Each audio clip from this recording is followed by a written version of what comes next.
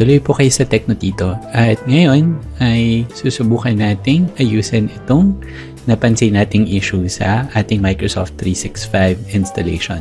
Kahit na naglabas na ng panibagong version ng Microsoft Office, yung 2021 version, at ni-roll out na rin ito ang panibagong build para sa Microsoft 365 applications, hindi pa rin lumalabas yung sinasabi nilang bagong fluid UI o yung bagong redesign ng user interface. So dito sa atin, kung titingnan natin ang installation, pagpunta tayo sa file sa account, kapag nag-check tayo ng updates, wala nang bagong updates na lumalabas. Sasabihin ni Microsoft na up-to-date na tayo sa latest production build.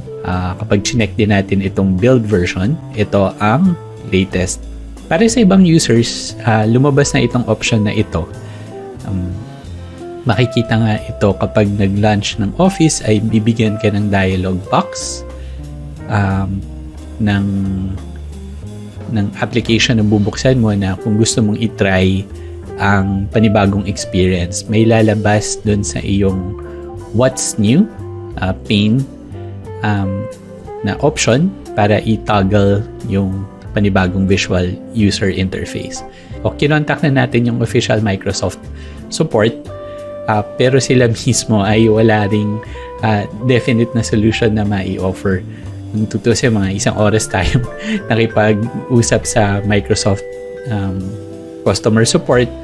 Ang mga pinagawa nila sa akin is pina-uninstall, reinstall yung buong Microsoft 365 installation ko dito sa computer, pero wala ring nangyari. So hindi rin lumabas yung toggle button para ma-experience yung new fluid UI.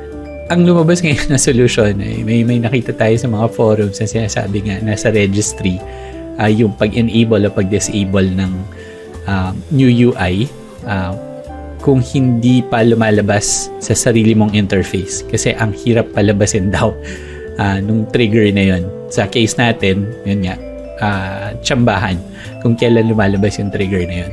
Ang isang solusyon, kung gusto mong ma-enable yung panibagong UI, daanin na lang sa registry editing. Ngayon, dito sa Teknotito, kung hindi ka advanced user o hindi ka pamilyar sa pag-edit ng registry settings, hindi natin ina-advise na gawin ito. Kasi baka may mabura ka o may ma-edit ka sa registry na maaring maka-apekto sa performance ng iyong Windows. Meron tayong option, pwede kasing gumawa ng registry file na pwedeng i-merge na lang sa registry para ma-enable at even ma-disable yung new UI. Ito ay ang registry file na pwede nating i-merge sa current Windows registry natin. So, nandito yung mga values na kailangan nating idagdag sa ating registry para ma-trigger yung panibagong UI. Magiging available to sa ating Teknotito website. Ang download links ay nakalagay sa video description sa ibaba. So, ang gagawin lang natin ay i-double click ito. I-prompt tayo ng Windows user account control kung ipapayagan natin to. Muli, mag-ingat sa pag-edit ng inyong registry. So, sa case natin, subukan natin, i-run lang natin tong registry na ito, i-prompt tayo. Ayan, so, kahit si Windows sasabihin naman, make sure na ang registry values na idadagdag mo ay coming from trusted sources. Ayan, kung wish to continue, yes, gusto nating mag-continue, ngayon na idagdag na sa ating registry ang mga values na ito. So kapag nirun na natin ang kahit anong application, kung papansin nyo, iba na yung splash screen. Tapos kapag gumawa tayo ng blank document, yan, iba na yung ating user interface. Ito na yung bagong fluid UI na gamit ng Microsoft 365.